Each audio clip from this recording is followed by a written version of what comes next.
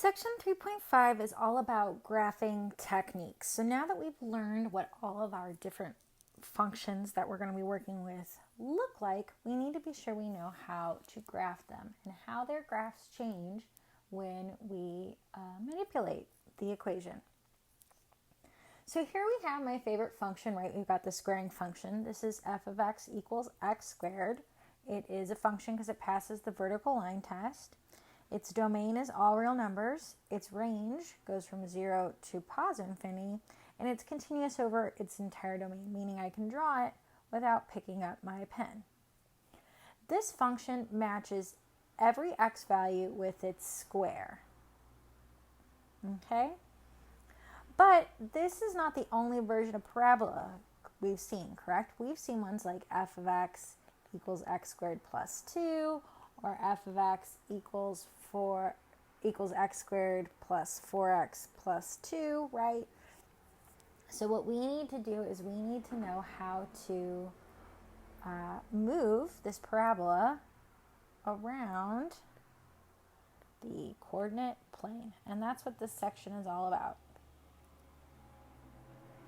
So let's talk about vertical shifts. So if I have f of x equals x squared, or f of x equals x, or the square root of x, or f of x equals x cubed, right? If I have any function and I add a constant, this is going to shift my graph up.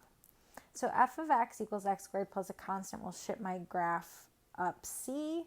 If I had the square root of x and I added a constant, it would also shift my graph. If I had the cube function and I added a constant, it would also shift my graph. The same is true as if I was to say subtract, right? If I was to take the square root of x minus 3, it would shift my graph down. So let's take a look at x squared minus 2. I'm going to go ahead and in blue graph x squared. So here's our original function in blue. We've got f of x squared, okay? Now when I have f of x equals x squared, my x values are -1, 0, and 1. My y values are 1, 0, 1.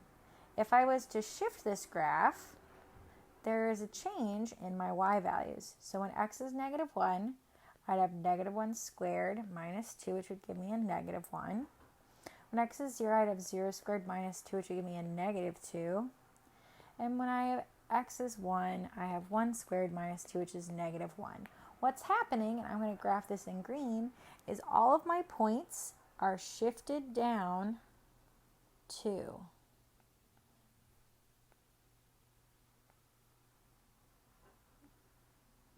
So here we have our new parabola. I shifted my graph down 2. Aside from vertical shifts up and down, we can also have horizontal shifts from left to right.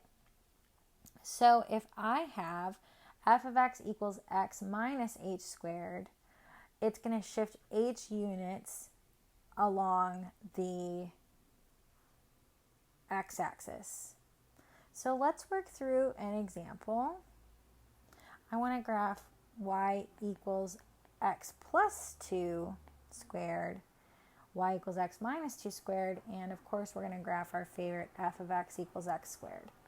So when f of x equals x squared, we know our y values. +1, 0, 1. So here in green is y equals x squared. So let's make a table of values in orange for if we have y equals x plus 2 squared. So if x is -1, I have -1 plus 2 squared. That gives me 1 squared, which is 1. If x is 0, I have 2 squared, which is 4. And if x is 1, I have 3 squared, which is 9. Let's plot the 2 points I have that I can plot, right? I've got when x is -1, y is 1. And I've got when x is 0, y is 4. What does it look like has happened to my green graph? Well, it looks like I'm shifting to the left too. So even though I added a positive, this would give me a shift to the left. My vertex, this is typically our vertex, this is a point 0, 0 for f of x equals x squared. My vertex is shifted, so if I was to say substitute in -2, I'd get -2 plus 2 squared, which is 0, squared, which is 0. So here's our new parabola. I've shifted every point to the left 2. This is f of x equals x plus 2. When I put it in the parentheses, as opposed to when I had it on the outside of x squared, right, it affected my y value. Now that it's in the parentheses, it's directly affecting my x value, is the way I like to think about it. So in blue, let's go ahead and find a few points for y equals x minus 2 squared. So -1 minus 2 would be -3 squared, which is 9. 0 minus 2 squared would be a -2 squared, which is 4. And 1 minus 2 squared would be -1 squared, which is 1. So here I have when x is 0, y is 4. Okay, that's the same. And now I have when x is 1, y is 1. Awesome. But what's going to be my new vertex? Well, let's try 2. 2 minus 2 would give us 0. 0 squared is 0. So this is my new vertex. I've shifted 2 to the right. So even though I'm subtracting, in this case, I am shifting 2 to the right.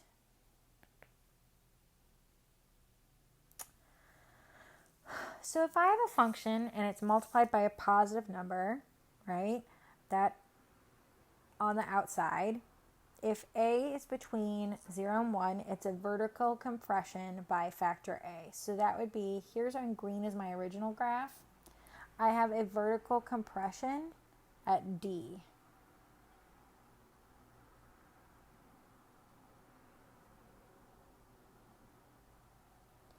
If a is greater than 1, I've got a vertical stretch factor. Okay, so this is f of x. We're like stretching our graph up. If I include it within the parentheses, instead of affecting my vertical change, it's going to affect my horizontal. So if I have a is between 0 and a half, I've got a horizontal stretch factor by 1 over a. And if a is greater than 1, I've got a horizontal compression factor by 1 over a. Here's a summary of vertical shifts. This one right here says y equals f of negative x. Would be a shift around the y-axis. And if I have y equals negative f of x, that reflects my graph over the x-axis. So here's how it all comes together when it comes to parabolas. Solve a constant. This is going to be our reflection or our compression. Then I have x minus h squared plus k, where h is our horizontal translation and k is our vertical translation. So let's graph the following. So I know that this graph is going to be shifted left 3 and over and up and down 2. So from my original function of f of x squared, that's an ugly parabola, sorry. Every single point is being shifted left 3 and down 2. So I'm going to take this point and I'm going to go left 3, down 2. This point here, left 3, down 2. And this is going to be my new parabola. So what are the points on this? I have when x is negative 1, 2, 3, 4, 5. Y is 2. When x is negative 4, y is negative 1. When x is negative 3, y is 0. When x is negative 1, y is negative 1. And when negative 2, y is negative 1. And when x is negative 1, y is 2. Let's go ahead and graph f of x equals negative 1/2 x squared. So if I have x is negative 2, negative 1, 0, 1, 2. Negative 2 squared is 4. 4 times 1/2 is 2, but it's a negative 2. Negative 1 squared is a positive 1 times 1/2 is negative 1/2. 0 times negative 1/2, well, that's still going to be 0, not very exciting. Negative 1/2 and negative 2, right? We've got a line of symmetry through our vertex. So these are going to have matching values. So when x is 0, y is 0. When x is negative 1, y is negative 1/2. Negative 1/2. Because we multiplied by a negative, my graph was flipped and was vertically affected.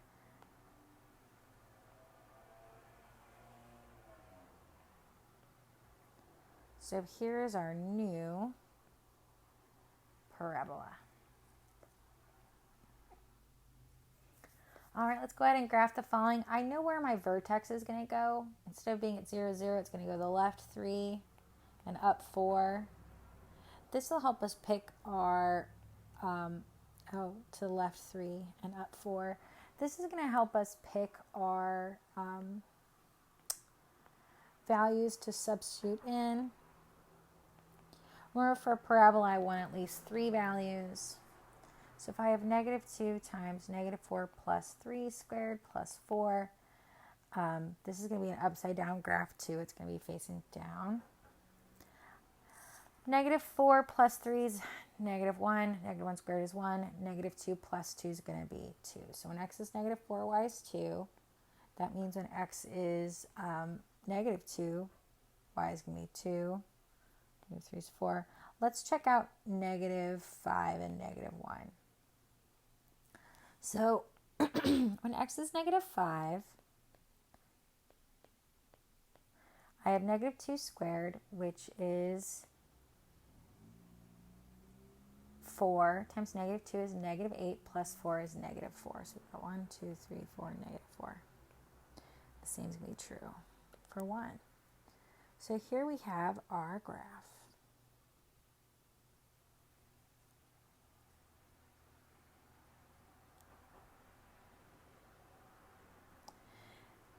Now, when we get functions, they don't typically look like this, correct? If I'm given a quadratic, I have f of x equals x squared plus 6x plus 4. How do I get this to look like f of x equals x minus some constant squared plus a k, right? How do I do this? Well, I'm going to have to use completing the square.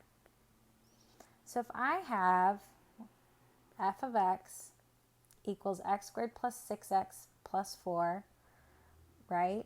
I've got x squared plus 6x plus something plus 4. This is the something that will make this a perfect square. But remember, what I do to one side, I have to do to the other side. What I'm adding to both sides is b divided by 2 squared.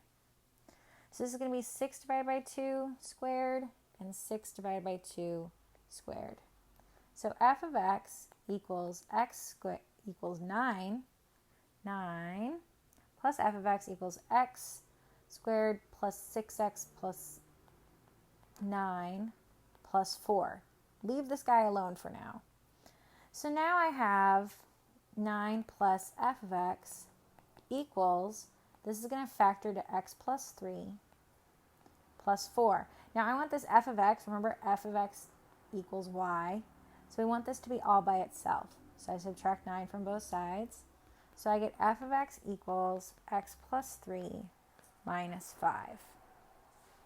I can now graph this, right?